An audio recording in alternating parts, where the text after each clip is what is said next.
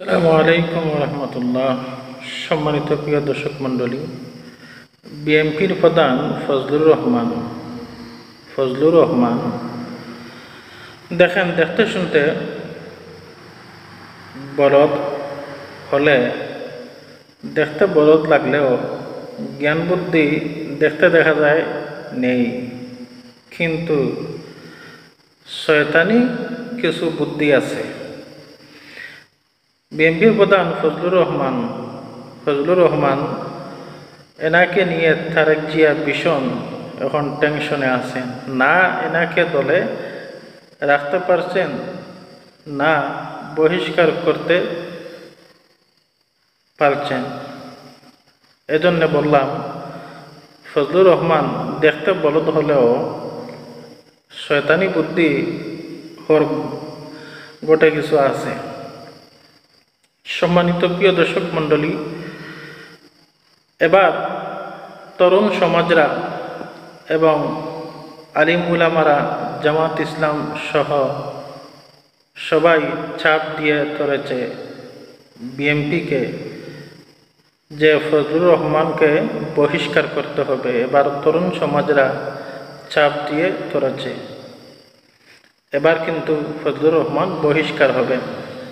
দেখেন, ফজলুর রহমান তিনি আওয়ামী লীগ না বিএনপি না জাতীয় পার্টি কিছুই বোঝা যায় না। যেমন হিল্লার পাটা দেখেন না, এদিকে না সেদিকে না। তদ্রুপ তেমনিভাবে চুরি, ডাকাতি, ছাদাবাজি, গুম খুন, হত্যা যা কিছু আছে ওর আদেশ মোতাবেক হচ্ছে কাজ।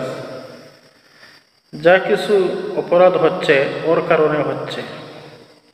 ইতিমধ্যে বর্তমান সরকারের পুলিশ বাহিনীও সাথে আছে। পুলিশ বাহিনী সাথে নিয়ে আমি যতটুকু অনুভব করতে পারছি যে বর্তমান সরকারের পুলিশ বাহিনী কিন্তু জনগণের সাথে নয়। আপনারা একটা কথা মনে রাখবেন, আগর ফেসিবাদ সরকারও চিরজীবন থাকে নাই। আর আপনারা মনে করতেছেন যে বিএনপি আবার ক্ষমতায় আসবে আর আমরা সচ্ছল মতে চাকরিতে থাকতে পারব। দেখেন আগরও ফেসিবাদ সরকার পালিয়ে গিয়েছে, আর বিএনপিও এবার ক্ষমতায় আসবে না। আর আসলেও পালিয়ে যেতে সময় লাগবে না অপরাধ করলে, ইনশাল্লাহ।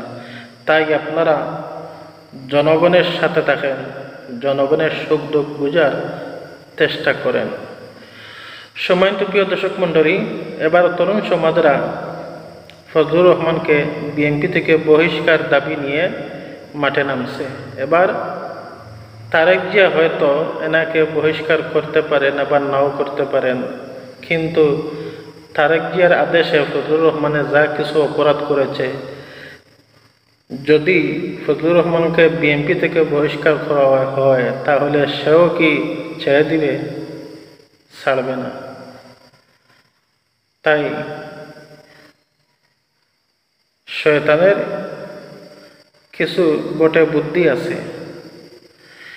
যাই হোক, এই সমস্ত শয়তানকে দেশের বাহিরে নয়, কারাগারে রাখা উচিত। চারিদিকে আওয়াজ তুলেন, এই সমস্ত নেতাদেরকে যেন কারাগারে রাখা হয়। সবাই সুস্থ থাকেন, ভালো থাকেন। আসসালামু আলাইকুম।